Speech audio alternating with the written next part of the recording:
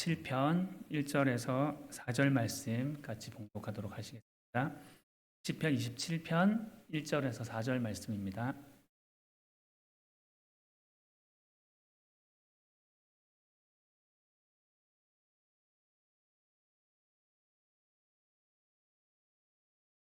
네, 다 찾으신 줄 알고 한 목소리로 같이 봉독하도록 하겠습니다.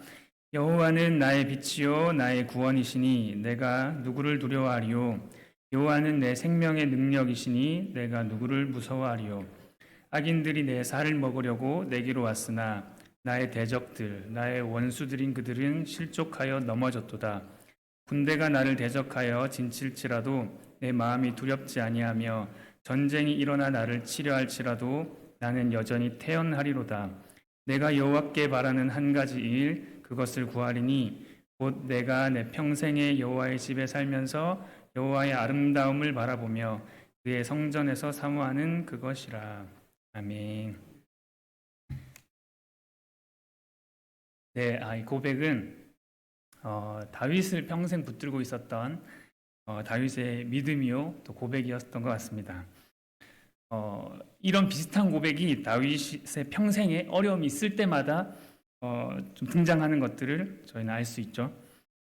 근데 언제부터 다윗의 인생에 이런 고백과 믿음이 시작됐는지 정확하게 서술되진 않지만 다윗이 골리앗과 싸우러 나갈 때 사울에게 했던 얘기를 보면 좀 알 수 있는 것 같습니다. 그때 그렇게 얘기했잖아요.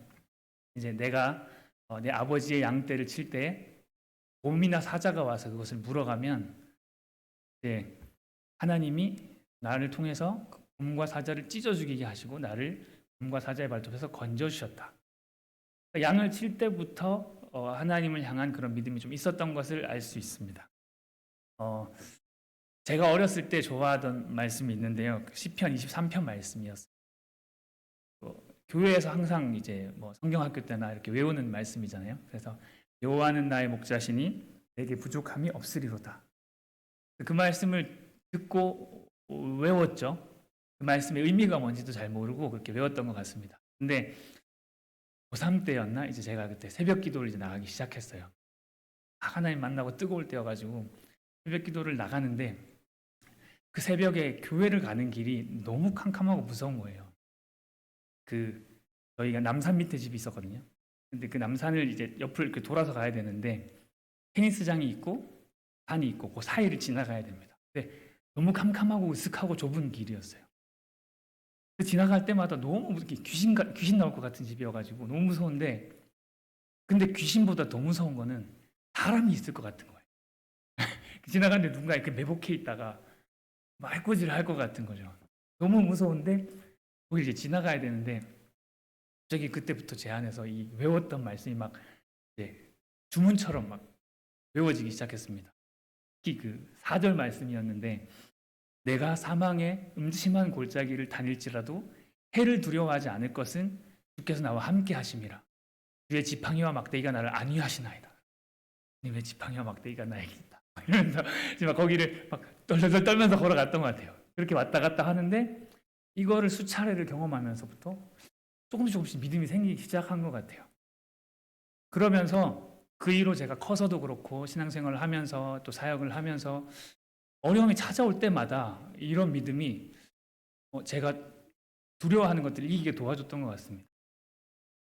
근데 다윗도 좀 그랬던 것 같아요. 언제부터인지 모르겠지만 하나님의 말씀을 들어왔고 그 들었던 하나님의 말씀을 믿어왔고 그게 이제 다윗이 양을 칠 때 위기가 왔을 때도 믿었던 말씀을 따라 가봤더니 정말 하나님이 지키셨던 경험들을 하면서 이 믿음이 더 견고해졌던 것 같아요. 그래서 1절에도 그렇게 말하잖아요. 여호와는 나의 빛이요 나의 구원이시니 내가 누구를 두려워하리요. 근데 보통 이제 이게 평탄한 사람이 하는 말 같지만 늘 평탄한 삶이 아니었잖아요. 다윗. 근데 그럼에도 불구하고 다윗은 이런 고백을 하게 됐던 계기가 바로 그때 하나님을 경험했던 시간이었던 것 같습니다. 그래서 이게 다윗이 오늘 읽었던 시편 27편 말씀이 다윗이 진짜 어려울 때 쓴 시라고 하더라고요. 사울이 다윗을 막 죽이려고 할 때. 그래서 이 시편을 묵상하면서 제가 다시 그때의 이야기를 좀 찾아봤습니다.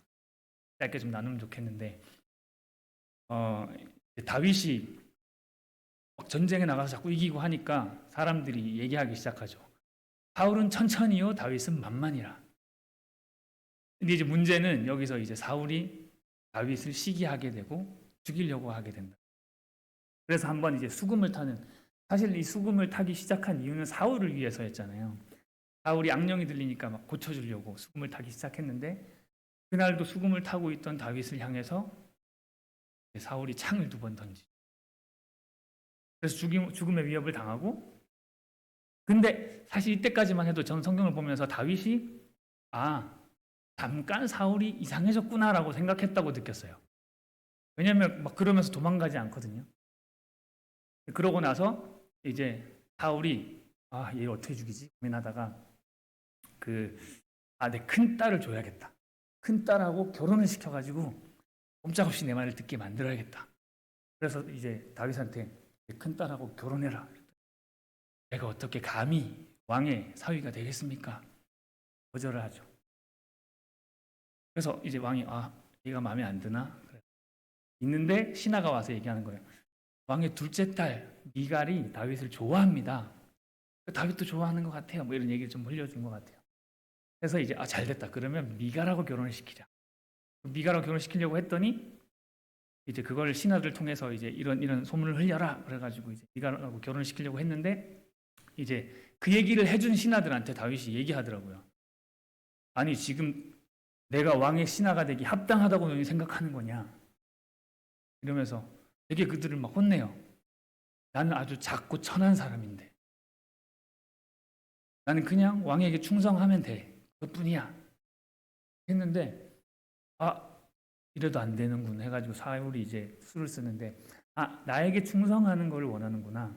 그러면 그리고 미갈을 얻기 위해서 자격이 필요하다고 생각하는구나. 그러면 좋다. 가서 내 원수인 블레셋 군대의 그 장수들을 100명을 죽여서 포피를 베어와라. 그럼 내가 결혼시켜주겠다. 그랬더니 그 뒤에 뭐라고 나오냐면 다윗이 사울의 사위 되는 것을 좋게 여겼다고 나옵니다. 그걸 보면서 미갈을 좋아했나 이런 생각이 좀 들었어요. 그래서 내가 미갈을 좋아했지만 감히 어떻게 왕의 사위가 되겠어 이렇게 하고 있다가 이제 그래도 100명 잡아오면 그에 합당한 자격을 얻게 되는 것 같아가지고 그런 거죠. 사울은 사실 이 100명을 잡으러 가는 길에 싸우다가 블레셋에게 죽기를 바랬던 거죠, 다윗이. 근데 웬거를 가서 200명을 죽여서 부피 200개를 떼서 사울에게 주고 결국은 미갈하고 결혼에 성공하죠. 이 장면만 봐도 다윗은 사울이 계속해서 자기를 죽일 거라는 생각은 못했던 것 같다고 저는 좀 느꼈어요. 미갈하고 결혼했잖아요. 근데 이제 결혼하고 나서 잘 지내다가 블레셋 군대와 또 싸우게 될 일이 생긴 거죠. 그래서 다윗을 보냈더니 아니나 다를까 또 이기고 들어온 거예요. 그랬더니 갑자기 사울의 눈이 또 뒤집혀가지고 창을 또 던집니다. 그러니까 이제 그때 한번 그냥 잠깐 그랬던 게 아니었나 이제 생각하게 돼요. 근데 그러고 나서 이제 사울이 자꾸 안 죽으니까 자꾸 실패하니까 이제는 대놓고 다윗 죽이기를 시작합니다. 그래서 요나단, 다윗의 제일 친한 친구잖아요. 사울의 아들. 근데 요나단과 그 신하들, 사울의 신하들에게 가서 다윗을 죽여라라고 명. 그래서 이제 본격적으로 죽이려고 합니다. 근데 이거를 이제 요나단이 친구니까 다윗에게 얘기해 주는 거죠. 다윗아, 내 아버지가 너를 죽이려고 해. 그랬더니 그때 저는 이때 다윗이 조금 느끼지 않았을까? 그때 나에게 창을 던졌던 게 우연이 아니었구나. 잠깐 그랬던 게 아니었구나. 근데 어쨌든 요나단이 잠깐 있어봐. 내가 아버지께 잘 말해볼게. 그래서 가서 이제 얘기를 하죠. 왜 다윗이 아버지께 잘못한 게 없잖아요. 왜 죽이려고 하는 거예요? 그러지 마세요. 그래서 알겠다. 내가 하나님의 살아계심을 맹세하고 죽이지 않겠다. 죽이겠대. 다시 데려와가지고 다시 이제 사울과 지내게 됩니다. 근데 지내다가 또 한 번 위기가 찾아와요. 수금을 타고 있는데 또 갑자기 사울에게 악령이 임해가지고 사울이 죽이려고 합니다. 근데 이거를 다윗이 딱 피해버렸는데 피하니까 이제는 집까지 찾아온 거예요. 집까지 군대를 보내가지고 다 죽여버려라. 여기서부터 다윗이 조금 초조해지기 시작하는 걸 좀 느꼈습니다. 왜냐면 지난번에 창 피하고 그걸로 끝이었는데 창을 피했더니 집까지 군대를 보내가지고 찾아온 거예요. 진짜 죽이려고. 그랬더니 이제 미갈이 그걸 느끼고 남편인 다윗을 살리려고 이제 창문 밖에 줄을 내달아서 이렇게 탈출시킨 거죠. 여기서부터 좀 다윗이 힘들어진 게 좀 느껴졌어요. 모르겠어요. 미갈하고 헤어져서 그런 건지. 그 전까지는 생명의 위기를 크게 느끼지 않았던 것 같은데 미갈하고 헤어지고 쫓기게 되면서 조금씩 다윗의 행동이 이전과 조금 달라지기 시작하는 것 같습니다. 어떻게 됐냐면 갔는데 이제 사무엘에게 도망간 거죠. 어쨌든 자기는 살아야 되니까 사무엘한테 이제 막 도망갔는데 라마 나요시라는 곳에 가가지고 사무엘한테 숨었는데 여기까지는 안 오겠지 설마 사무엘이 있는 곳이. 근데 거기까지 군대를 보낸 거예요. 막 군대가 다윗을 잡으러 왔는데 다행히 하나님이 막 그들을 예언하게 했다고 여기 나오는데 좀 찾아보니까 예언했다는 게 막 선지자처럼 행동하게 만들어서 다윗을 찾는 것을 계속하지 못하게 만들었다. 그렇게 설명해 주더라고요. 하나님이 다윗을 찾지 못하게 막아주신 거죠. 막았더니 사울이 직접 또 온 거예요. 직접. 근데 다행히 감사하게 하나님이 사울도 예언하게 하셔가지고 다윗을 죽이지 못하게 막으십니다. 여기서 다윗이 어떻게 되냐면 좀 마음이 초조해진 것 같아요. 왜냐하면 아니 이렇게까지 한다고? 사무엘까지 왔는데 내가 지금 이렇게까지 한다고? 진짜 나를 죽이려는 그 마음이 진심이라고? 잠깐 뭐라 그러죠? 갑자기 우발적인 게 아니라 계획적이고 그 마음 깊이 그걸 원한다고? 좀 충격을 받은 것 같아요. 그때부터 이제 마음에 어려움이 생기기 시작했는지 요나단에게도 따지기 시작합니다. 내가 도대체 무슨 잘못을 했니? 내가 너희 아버지한테 무슨 잘못을 했는데 나를 그렇게 죽이려고 하는 거야. 그랬더니 요나단이 아니야 그런 게 아닐 거야. 우리 아버지가 그럴 리가 없어. 그럴 거였으면 나한테 말했겠지. 응? 너는 나랑 같이 없었잖아. 내가 죽을 뻔 지금 몇 번이나 했는데 진짜야. 그랬더니 이 말이 진짜면 내가 확인해 볼게. 확인해서 만약에 진짜면 그때 도망가. 내가 도망가게 도와줄게. 이렇게 신호를 맞추고 하는데 가서 확인했는데 진짜였던 거예요.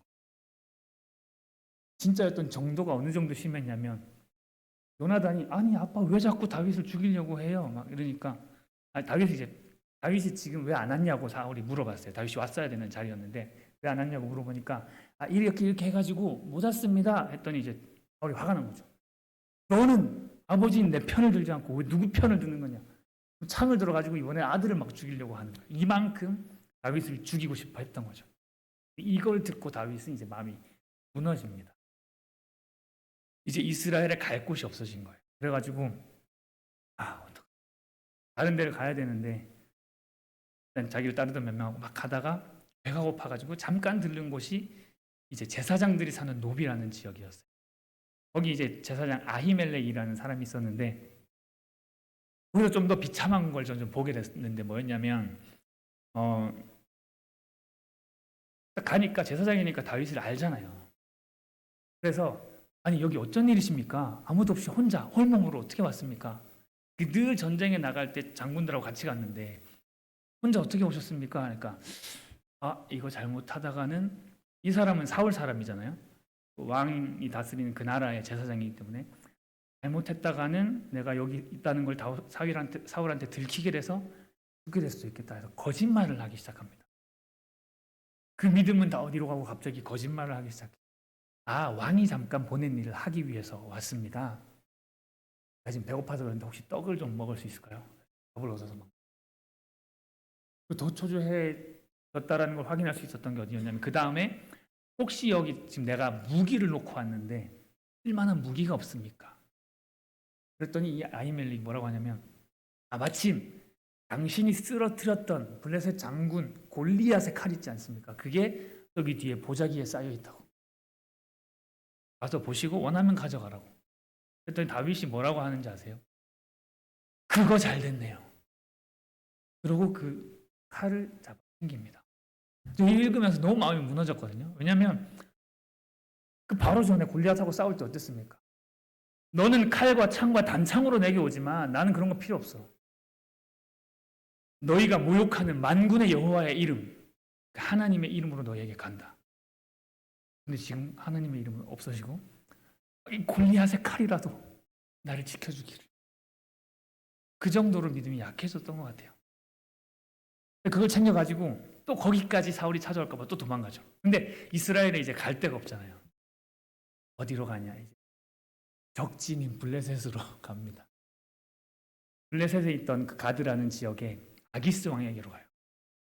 근데 그 왕한테 가면 자기를 초조했을 것 같아요. 혹시 나를 아는 거 아니야? 나를 죽이려고 하는 거 아니야? 초조하게 갔는데 숨어 있으려고 갔는데 아니나 다를까 아기스 왕의 신하들이 하는 말이 저 사람 그 사람 아니야? 우리나라의 대표 장수였던 골리앗을 쳐 죽였던 그 사람 아니야?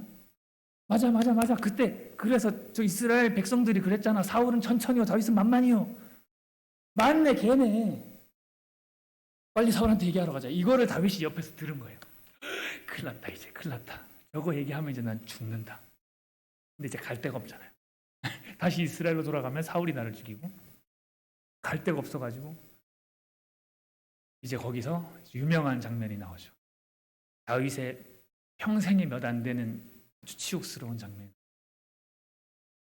그 아기스 왕이 보는 앞에서 그 신하들이 보는 앞에서 문에 긁적거리면서 침을 흘리지 막 미친 척을 하고 얼마나 무서웠으면.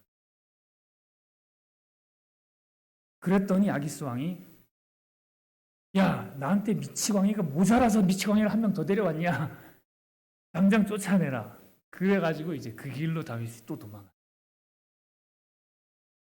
그렇게 해서 이제 아둘람이라는 곳에 가서 거기서부터 하나님이 다윗과 함께하는 일들이 시작되게 되는데 오늘 읽었던 이 시편은 이 쫓기는 상황, 사울에게서부터 죽일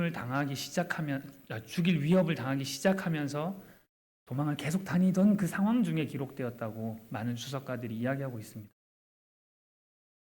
그래서 사실 이 고백은 마치 그런 고백이었던 것 같아요. 제가 캄캄한 길을 막 가는 중에서 지금 누가 나올 수도 있어요. 그런 생각도 제 안에 있지만 그래도 하나님이 말씀에 얘기하신 그 분이라면 하나님이 내 빛이요 구원이시라면 지켜주실 거다. 잡고 주문처럼 매면서 덜덜덜 그렇게 가는 장면이 아니었나 저는 좀 생각해 봅니다. 그러니까 여호와는 나의 빛이요 구원이시니 내가 누구를 두려워하리요. 두렵다는 거죠. 사실 나 지금 두려워 죽겠는데 하나님은 나의 빛과 구원이시다. 지금까지 몇 번 더 수십 번도 넘게 두려운 상황들이 있었지만 그때마다 내 이 고백에 하나님은 신실하게 응답하셨다. 지금 내 앞에 놓인 이 상황들도 지금 내가 견딜 수 없이 두렵고 떨리지만 하나님이 나를 이기게 하실 거다. 그런 고백이었던 것 같습니다. 근데 오늘 제가 본문을 통해서 좀 나누고 싶은 것은 요 대목도 있지만 요 바로 뒤에 4절입니다. 4절 한 번만 더 같이 볼까요? 한 번만 더 같이 읽어보겠습니다. 내가 여호와께 바라는 한 가지 일 그것을 구하리니 곧 내가 내 평생에 여호와의 집에 살면서 여호와의 아름다움을 바라보며 그의 성전에서 사모하는 그것이라. 아멘. 사실 그렇게 구할 수도 있잖아요. 지금 이게 두렵습니다. 하나님 이걸 가져가 주세요. 지금 이 상황이 끝나게 해주세요. 지금 내 눈앞에 있는 이 위기들이 다 해결되게 해주세요. 그게 내 유일한 소원입니다. 말할 수 있는데 다윗은 그걸 말하지 않았다. 어쩌면 다윗은 알았던 것 같아요. 그런 것들은 어차피 하나님이 다 해결해 주셔. 지금까지 그래왔고 앞으로도 그럴 거야. 내 고백이 바뀌지 않는다면. 근데 가장 다윗을 힘들게 했던 건 그거 같아요. 하나님 이렇게 힘드니까 있잖아요. 내가 예배를 못하게. 내가 하나님을 찬양하지 못하게. 저도 좀 이렇게 아이들을 낳고 좀 살아보니까 그게 가장 좀 힘든 것 같아요. 막 어려움들이 다가오고 하잖아요. 위기들이 다가오고. 근데 그거는 그렇게 두렵지 않은 것 같아요. 그때마다 하나님이 해결해 주셨고 또 해결해 주시고 계시고 또 해결해 주실 거니까.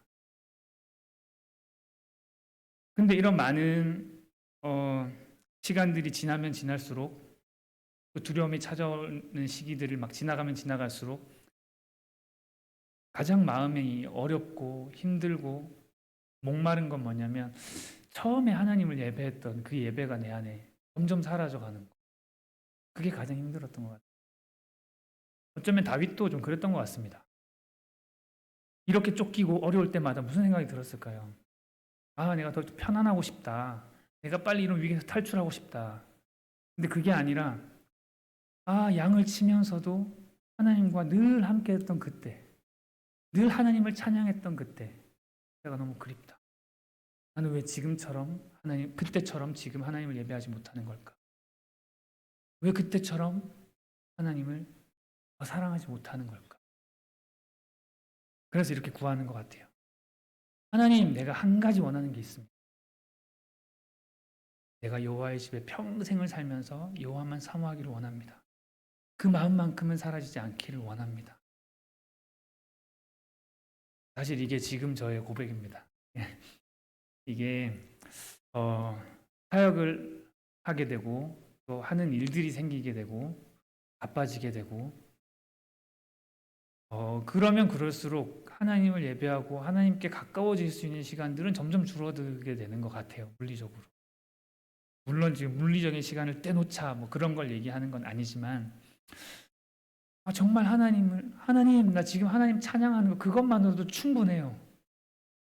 다른 아무것도 없어도 나 지금 하나님과 나 딱 우리 둘만 주님 예배할 수 있다면 그것만으로 충분해요. 하나님 지금 내 곁에 계시면 아무것도 필요 없어요.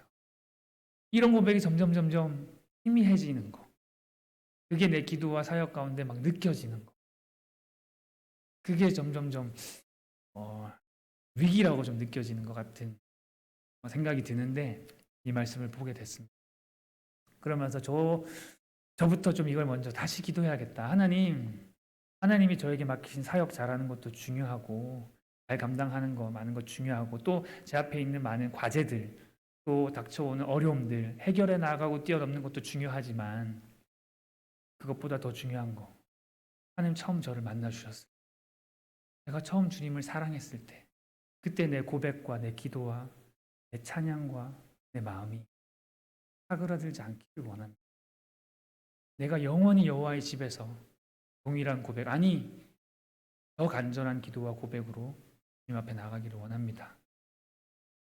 네, 그 고백이 제 안에 회복되고 혹시라도 우리 성도님들 가운데 처음 주님을 만났던 그 뜨거운 사랑이 세월이 지나면서 또 많은 일들을 겪어오면서 조금이라도 사그라들고 식은 분들이 계시다면 그것을 회복하게 되는 시간이 꼭 오게 되기를 주님의 이름으로 축원합니다. 이 시간 같이 기도했으면 좋겠습니다.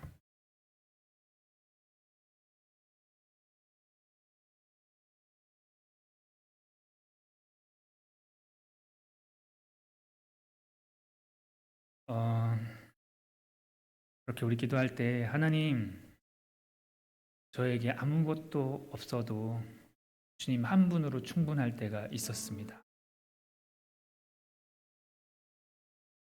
어떤 어려움이 와도 그것을 능히 뛰어넘을 수 있었던 이유도 주께서 나와 함께 하셨기 때문입니다. 그리고 앞으로도 마찬가지입니다. 어떤 어려움과 우리가 생각하지 못하고 예상하지 못하는 어려움들이 내게 또 내 가정에 내 직장에 우리 교회에 또 이 민족에 찾아올 수도 있겠지만 지금까지 늘 그렇게 하셨던 것처럼 우리 하나님은 살아계시고 우리와 함께 하셔서 그 모든 것을 뛰어넘게 하실 줄 믿습니다. 그러나 우리가 잃어버리지 않기를 원하는 것은 우리의 평생에 주님을 사랑하는 것 하나 절대 잊지 않기를 원합니다. 내가 어느 곳에 있어도 어떤 위기 가운데 있어도 어떤 바쁜 상황 가운데 있어도 주님 사랑합니다 고백했던 우리의 그 처음 고백이 식어지지 않기를 원합니다. 혹시라도 우리 마음 안에 그런 고백이 조금이라도 식었다면 이 시간 다시 한번 우리의 마음에 찾아와 주시고 우리의 고백을 새롭게 하여 주십시오. 다시 주님을 노래하게 하여 주십시오. 다시 주님을 찬양하게 하여 주십시오. 우리의 마음이 터지도록 주님을 예배하게 하여 주십시오. 주님 사랑합니다. 그것뿐입니다. 그렇게 고백할 수 있는 우리의 마음이 되게 하여 주십시오. 그렇게 함께 기도했으면 좋겠습니다. 주님, 그렇습니다. 하나님, 내가 주님께 바라는 단 한 가지 일, 우리가 주님께 바라는 단 한 가지 일, 다른 어떤 것도 아니고 주님을 더욱 사랑하는 그것입니다. 우리의 마음과 뜻과 생명과 힘을 다하여서 주님 한 분만 사랑하기를 원합니다. 그렇게 먼저 우리를 사랑하셨던 주님께 아낌없이 다 드리기 원했던 우리의 마음, 그것이 식어지지 않기를 원합니다. 하나님, 다시 오셔서 우리의 마음에 하나님 찾아와 주십시오. 우리의 마음에 다시 한번 주님을 향한 우리의 사랑이 커져가게 하여 주십시오. 하나님을 향한 우리의 고백이 다시 한번 하나님을 향해 불타오르게 하여 주십시오. 하나님을 향한 열정이 다시 회복되게 하여 주십시오. 우리 주님께 드렸던 고백과 예배가 다시 살아나게 하십시오. 주님 사랑합니다. 주님 그것뿐입니다. 우리의 평생의 여호와의 집에서 주님을 찬양할 수 있다면 하나님 다른 어떤 것도 구하지 않습니다. 하나님 우리를 그렇게 인도하여 주시고 영원히 주님과 함께 주님을 사랑할 수 있는 우리 한 사람 한 사람 되게 하여 주시옵소서. 감사합니다. 한 번만 더 같이 기도했으면 좋겠습니다. 이 마음을 하나님은 아셨고 그렇기에 하나님은 다윗을 내 마음에 합한 자라고 하셨으며 다윗이 다스리는 기간 동안에 이스라엘이 가장 하나님을 진심으로 섬겼던 때라고 역사는 기록하고 있습니다. 그리고 이 위기 뒤에도 우리가 알 수 있는 것처럼 이 아둘람에서 고통하는 자, 환난당한 자들과 함께 다윗이 새 일을 시작할 수 있게 하십니다. 해석되는 것 같아요. 왜 다윗이 그렇게 어려움을 당했나? 왜 그렇게 환난을 당했나? 왜냐하면 그 환난, 누구보다도 더 극심한 환난과 고통이 있었기 때문에 다윗에게 나아오는 그 아둘람 굴로 나아오는 어떤 환난당한 자, 고통하는 자라도 그들의 마음을 이해할 수 있었고 그들을 섬길 수 있었고 그들과 함께 할 수 있었습니다. 그래서 그들과 함께 하나님의 나라를 지어갈 수 있었던 것 같습니다. 하나님 우리의 인생 가운데 주셨던 크고 작은 어려움들, 또 여전히 우리 삶 가운데 존재하고 있는 환난과 어려움들, 하나님 이것이 우리의 고백만 바뀌지 않는다면 오히려 우리와 동일한 아픔을 가진 사람들과 함께 일어나 하나님의 나라를 세워갈 수 있는 통로가 되게 하실 줄 믿습니다. 하나님 그렇게 우리를 사용하여 주십시오. 우리의 삶을 사용하여 주십시오. 우리 교회를 사용하여 주십시오. 우리 가정을 사용하여 주십시오. 우리를 통해 하나님의 나라가 고통하는 땅 가운데 임하게 하여 주십시오. 한 번만 더 같이 기도했으면 좋겠습니다. 주님 그렇습니다. 아버지 도와주시옵소서. 하나님 이 비참할 만큼 환난을 당했던 다윗의 삶을 통하여서 고통하는 자, 환난당한 자들이 다 다윗께 모이게 됐고 그들과 함께 다윗은 하나님의 나라를 세워갈 수 있었습니다. 하나님, 우리가 하나님께 바라는 그 한 가지 일, 하나님만을 사랑하는 그 마음을 가지고 이 길을 굳게 나아갈 때 하나님 우리와 같은 동일함을 겪었던 많은 사람들이 하나님 우리를 통해서 하나님께 나오게 될 것입니다.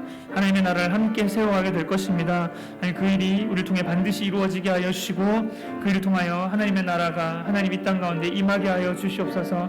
감사합니다. 주님 그렇게 해서 지금 찬양합니다. 아버지 역사하여 주시옵소서.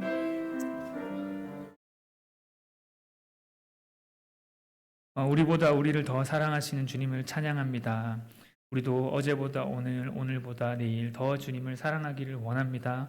우리의 이 고백을 붙잡아 주시고 하나님 우리 삶에 어떤 일이 있을지라도 아니 어떤 어려움이 다가올 때마다 오히려 그것들이 하나님을 향한 우리의 고백을 더 진하게 만들어서 하나님 그것이 위기가 아니라 주님을 더 사랑하게 되는 통로가 되게 하여 주시고 하나님의 사람들을 위로하고 회복할 수 있는 통로가 되게 하여 주시고 하나님의 나라를 세워갈 수 있는 통로가 되게 하여 주시옵소서. 그렇게 하실 주님 찬양합니다. 감사드리며 예수님의 이름으로 기도드립니다. 네, 같이 491장 함께 찬양하시겠습니다.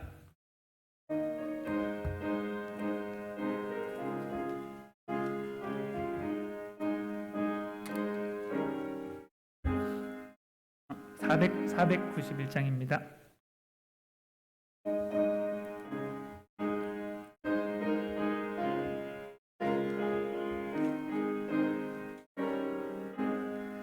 저 높은 곳을 향하여 날마다 나아갑니다. 내 뜻과 정성 모아서 날마다 기도합니다. 내 주여 내 맘 붙드사 그곳에 있게 하소서. 그곳은 빛과 사랑이 언제나 넘치눕니다. 괴로움과 죄가 있는 곳 나 비록 여기 살아도 빛나고 높은 저곳을 날마다 바라봅니다. 내 주여 내 맘 붙드사 그곳에 있게 하소서. 그곳은 빛과 사랑이 언제나 넘치옵니다. 의심의 안개 거치고 근심의 구름 없는 곳 기쁘고 참된 평화가 거기만 있사옵니다. 내 주여 내 맘 붙드사 그곳에 있게 하소서. 그곳은 빛과 사랑이 언제나 넘치옵니다. 험하고 높은 이 길을 쌓으며 나아갑니다. 다시금 기도하오니 내 주여 인도하소서. 내 주여 내 맘 붙드사 이곳에 있게 하소서. 그곳은 빛과 사랑이 언제나 넘치옵니다. 내 주를 따라 올라가 저 높은 곳에 우뚝 서 영원한 복락 누리며 즐거운 노래 부르리. 내 주여 내 맘 붙드사 그곳에 있게 하소서. 그곳은 빛과 사랑이 언제나 넘치옵니다. 아멘. 주기도문으로 수예를 마치도록 하겠습니다. 하늘에 계신 우리 아버지여, 이름이 거룩히 여김을 받으시오며 나라가 임하옵시며 뜻이 하늘에서 이룬 것 같이 땅에서도 이루어지이다. 오늘날 우리에게 일용할 양식을 주옵시고 우리가 우리에게 죄 지은 자를 사하여 준 것 같이 우리 죄를 사하여 주옵시고 우리를 시험에 들게 하지 마옵시고 다만 악에서 구하옵소서. 대개 나라와 권세와 영광이 아버지께 영원히 있사옵나이다. 아멘.